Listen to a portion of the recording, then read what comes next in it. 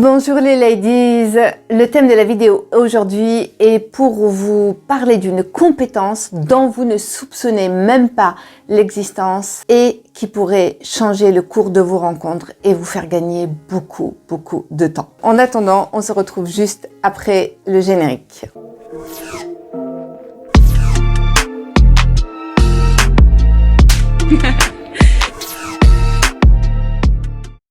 Si tu ne me connais pas encore, je suis Karima Abbassi, je suis coach, entrepreneur et créatrice de la méthode Namaera. Et je suis là pour t'aider à retrouver ta puissance de femme et avoir de la conscience et à comprendre tout ce qui se joue avant, pendant et après la rencontre. Alors, si tu veux en savoir un peu plus sur toi pour comprendre ce qui t'arrive, où t'en es et pourquoi tu n'avances pas dans ta vie amoureuse, je te propose tout simplement de prendre un rendez-vous avec le lien que tu vas trouver juste en dessous de la vidéo. Ce lien, évidemment, te permet d'accéder à nos agendas, à moi et à Laura.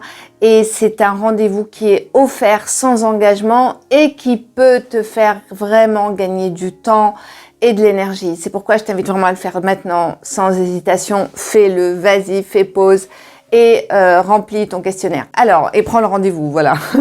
Parce que, évidemment, dans le lien, il y a aussi un questionnaire qui te permet tout simplement de te présenter de manière à ce qu'on puisse voir déjà quelle est ta problématique, qu'est-ce que tu vis, et nous, déjà, pour nous préparer, c'est important. Deuxième chose aussi, comme d'habitude, n'oublie pas et pense à t'abonner à la chaîne, à liker, bien sûr, tout ça. C'est important pour nous, pour le référencement, pour faire grandir la chaîne, pour continuer à donner l'élan à cette chaîne de grandir et moi de m'encourager bien sûr à toujours vous apporter de plus en plus de contenu et de contenu de valeur. Je me creuse la tête à chaque fois pour vraiment trouver des sujets intéressants qui sortent de l'ordinaire, où je vous parle pas simplement des SMS à envoyer pour séduire un mec, ça c'est vraiment pas ma cam si je puis dire. Bon alors bien sûr ça peut être important mais c'est pas ça qui fait l'essentiel. Moi ce qui m'intéresse c'est que vous soyez des femmes conscientes, des femmes puissantes et que vous puissiez créer votre vie amoureuse. Allez, je reviens bien sûr à cette compétence que vous ne connaissez pas et qui peut et risque de changer le cours de votre vie amoureuse et surtout de vos rencontres et de vos relations. L'idée, elle m'est venue parce que j'ai échangé avec une de nos coachées qui me racontait une anecdote, enfin une anecdote entre guillemets, l'histoire d'une rencontre qu'elle avait faite, bien sûr avant de rentrer chez Namaera et pour le programme de coaching. Et donc, elle me raconte qu'elle avait fréquenté un homme pendant un mois. Donc, premier rendez-vous, deuxième rendez-vous, troisième rendez-vous, ils ont un échange d'intimité, ils font l'amour. Et quatrième rendez-vous, il est prévu qu'ils se voient. Tout ça sur un laps de temps d'un mois. Et quatrième rendez-vous, c'est la rupture. Inattendue, bien sûr. Inattendue, pourquoi? Parce qu'elle avait rencontré cet homme. Cet homme lui paraissait bien sur tous les plans. Psychologiquement, elle trouvait que c'était quelqu'un de sain. C'était quelqu'un qui a été marié pendant 20 ans, qui a eu une relation pendant 3 ans. Donc quelqu'un plutôt de stable, quelqu'un qui a envie plutôt de s'engager. Apparemment, en tout cas, c'est ce qu'il disait. Et son passé prouvait que quand même c'était un homme qui était capable de le faire. Donc une situation, on va dire, correcte, qui a 2 filles grandes, plus de 20 ans, autonomes, qui vivent par ailleurs leur vie. Donc elle s'est dit, banco, voilà, cet homme il répond à plein de critères, il est disponible, il a l'air de bonne volonté, il s'engage, il a l'air de s'engager, voilà, en tout cas, il est intéressé par moi puisque les choses elles se font naturellement. Croit-elle jusqu'alors? Et pourtant, cette rupture arrive. Alors elle me dit, mais Karima, je ne comprends pas. Pourquoi? Donc on creuse et c'est pour ça que j'avais envie vraiment de partager ça avec toi parce que ça va aussi t'aider peut-être à regarder tes relations, tes rencontres, des ruptures auxquelles tu ne t'attendais pas. Et donc évidemment grande surprise parce que la rupture elle se fait par SMS tout simplement avec une phrase puisqu'ils devaient se voir sur un week-end, ce quatrième fameux week-end et ce quatrième fameux week-end elle n'a pas de nouvelles donc elle relance, elle envoie un message en disant coucou on devait se voir ce week-end alors comment on fait? Et en réponse, il lui écrit d'un ton sec, qui n'était pas son habitude, on dirait que tu ne comprends pas que je suis très occupée et pas très disponible. Waouh!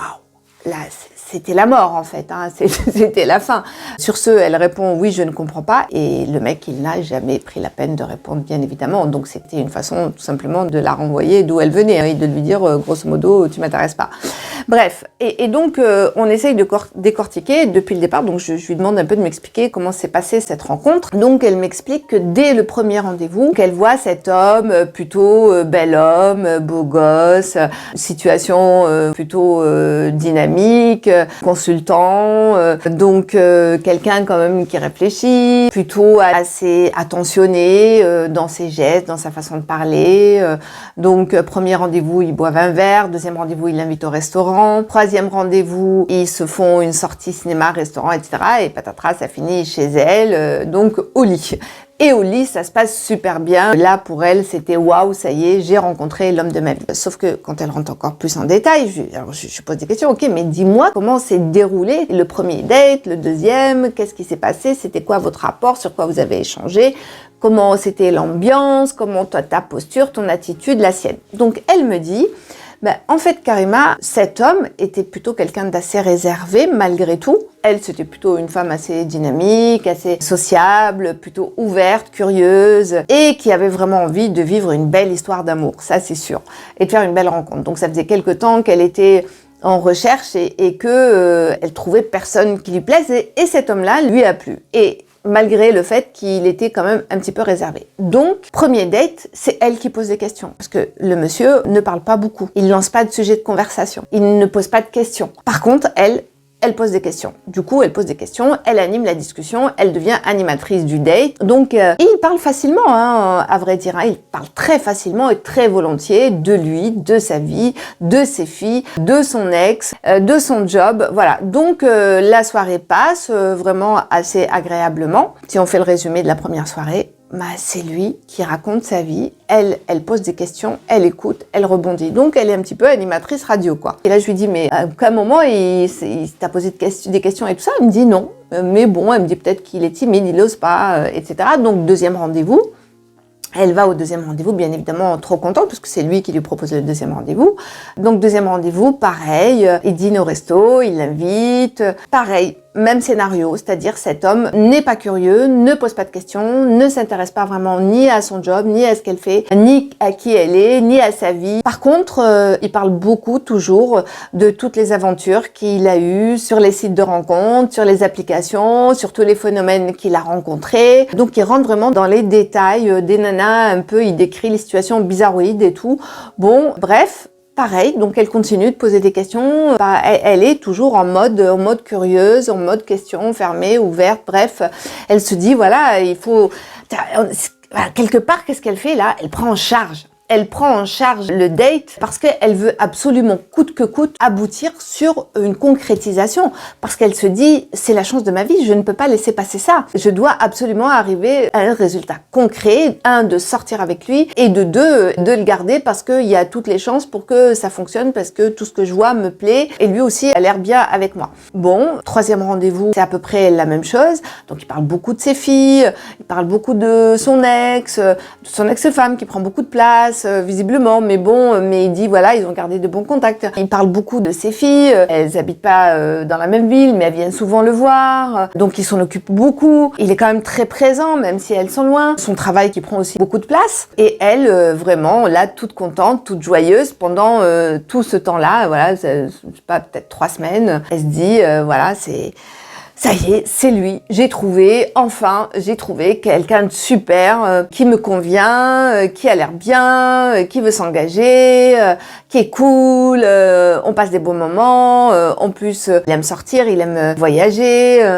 Alors, il y a une chose, quand même, qu'on a oublié de citer, c'est que à aucun moment ma coachée se rend compte que finalement cet homme, il ne s'est absolument pas intéressé à elle, il lui a pas posé de questions, comme je l'ai dit précédemment, et surtout que il y a même des parties d'elle qu'elle a décidé de mettre de côté, parce qu'à un moment dans la discussion, elle se rend compte que ce monsieur lui dit aussi, ah là là, moi, la spiritualité, tout ça, il faut pas m'en parler, je suis pas croyant, tout ça, le développement personnel, tout ça, c'est pas pour moi, tout ça pour moi, c'est de la science-fiction, etc.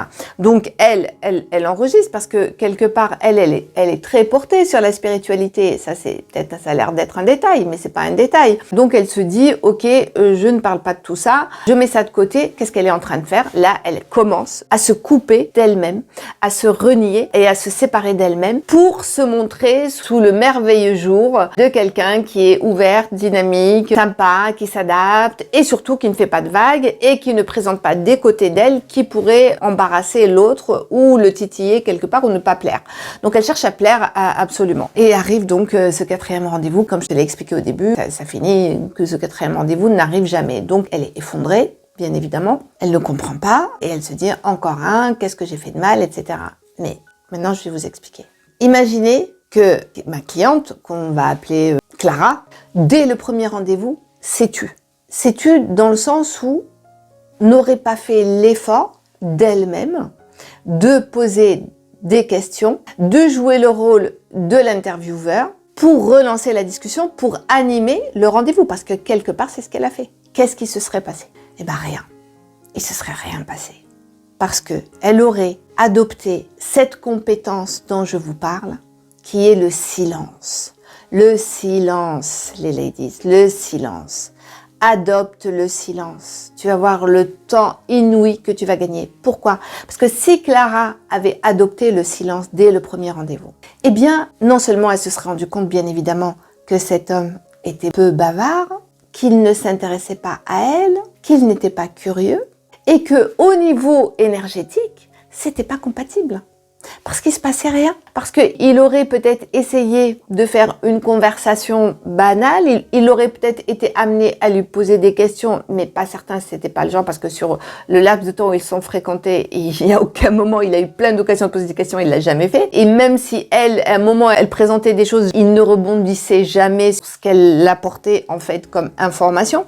Donc, elle aurait vu beaucoup de choses, en fait. Pourquoi? Parce que le silence a des vertus. Et dans une relation, dans une rencontre, c'est très très important de respecter ce temps du silence parce que c'est là qu'on est apte à se connecter à son ressenti. C'est là où on va avoir de la clarté mentale. Libérez-vous de cette addiction de vouloir coûte que coûte remplir l'espace avec la parole et le questionnement qui est sans fin. Le contraire est vrai aussi, hein. Vous êtes dans un date où c'est l'autre qui vous assaille de questions, prenez du recul et ne répondez pas forcément à toutes les questions parce que là c'est pareil, hein. On est dans une espèce de course au temps, course à l'ego, course à l'information et on a un but particulier qui n'est pas forcément celui de la rencontre au sens vrai du terme, hein, c'est-à-dire je suis là, je veux te rencontrer, je veux te connaître, je veux aller à ta rencontre et te découvrir. Mais là, on est à la course à quelque chose. C'est qu'on court, on fait une course pour atteindre un objectif qui est peut-être l'objectif sexuel ou l'objectif juste de la tension, parce que certains aussi ont besoin de cette tension-là, ils aiment ce côté challenge, de séduire l'autre et ensuite de disparaître, c'est ça leur kiff en fait. Mais ça, il n'y a que dans le silence que vous allez pouvoir observer ce genre de comportement. Parce que quand je suis dans le silence, du coup, je suis connectée à moi. Je suis connectée à mon observation, je deviens observatrice. Ça veut dire que là, j'écoute. Là, si elle avait été dans le silence, elle aurait entendu que cet homme n'était pas disponible. Elle aurait entendu que cet homme consacrait encore sa vie à son ex-femme, à son boulot et à ses filles. Elle aurait observé qu'il n'y avait pas de place pour elle. Il y avait momentanément un espace pour peut-être s'occuper, parce que cet homme-là avait besoin quand même du contact charnel. Il avait besoin d'un moment de tendresse et d'affection, mais il n'y avait pas cet espace-là pour vivre autre chose. Elle aurait vu tout ça si elle n'avait pas été dans la compulsion de la question. Et c'est vraiment important, cette vertu du silence. Je suis pas en train de vous dire qu'il faut absolument ne rien dire. Quand je parle de la vertu du silence, c'est-à-dire prendre le temps de la respiration. Et même si l'autre ne parle pas, laisser la place à ce silence-là de s'installer. Parfois, ce temps de silence est juste un temps qui est nécessaire pour intégrer. Et l'autre aussi, on a besoin, même s'il ne conscientise pas, d'intégrer les choses, de profiter, de vivre pleinement l'instant présent. Et à trop vouloir occuper l'espace par la parole, eh bien, on se coupe de tout le reste, en fait. De toute cette magie qui est liée vraiment à cette énergie qu'on laisse circuler comme ça par elle-même. Et dans la relation, le temps du silence est important aussi. Hein, même une fois que vous avez des dates, que vous avez passé le cap de la sexualité, la relation, la rencontre, rencontre qui est juste là, vous n'êtes pas encore un couple, vous n'êtes pas encore une relation, c'est juste le moment où potentiellement quelque chose pourrait se créer, d'installer et de respecter ce temps, ce silence, et aussi le moment important pour que chacun se reconnecte à lui-même pour savoir si vraiment il a envie d'aller plus loin ou pas, et de créer le renouveau dans l'envie d'aller vers l'autre. En conclusion, c'est vraiment ce que j'aimerais vous dire, le silence est un atout primordial, un outil essentiel à la réussite de vos dates, de vos rencontres, de vos relations et de votre couple. Donc apprenez à apprivoiser ce silence. Apprenez déjà par vous-même à avoir des moments de silence, à vous habituer à ce silence-là. Parce que le silence est créateur. Le silence, c'est pas le vide. Et c'est important, même soi, de rester sans musique, sans télé, sans écouteurs. Même, moi, je vois des fois, rien à voir, mais j'y pense aussi, hein, des gens qui courent, qui font des courses à pied, qui téléphonent en même temps. Ben non, ça c'est ton temps, tu parles pas. Vraiment, c'est important de se réapprivoiser ce que c'est que la portée et les vertus de ce que peut apporter le silence. Parce que c'est là où on laisse émerger toute la créativité, des belles idées, de la clarté, de la conscience, et qu'on est concentré aussi sur les situations. C'est dans le silence qu'on arrive en fait à avoir le mental qui est posé, reposé, et donc à laisser l'espace à autre chose. Donc prenez acte de cette stratégie du silence. Testez-la, essayez, fais-moi ton retour par commentaire. J'aimerais avoir beaucoup plus de commentaires qu'il y en a là aujourd'hui sur chaque vidéo. Partage-moi ce que tu en as pensé, ce que tu vis, pose-moi tes questions. Voilà, il faut que ça vive cette chaîne-là. Et c'est important que aussi j'ai ton retour par rapport à ça. Et comme je dis toujours, avant d'aller à la rencontre de l'autre, c'est important d'aller déjà à sa propre rencontre. Donc c'est pourquoi je t'invite de nouveau à prendre un rendez-vous. Donc ce rendez-vous qui est offert avec le lien qui est juste en dessous. Pense vraiment à le faire, c'est important parce qu'aujourd'hui, c'est ton jour de chance et tu risques réellement de transformer ta vie grâce à ce rendez-vous. Alors vas-y. Et puis pense aussi à t'abonner et à liker. Voilà, sur ce, je te dis à bientôt sur une prochaine vidéo et surtout, pense à pratiquer sans modération le silence, ce silence, et libère-toi de cette addiction de toujours poser des questions, parler et vouloir toujours remplir l'espace par la parole et par de la discussion. Allez, vas-y, c'est à toi maintenant.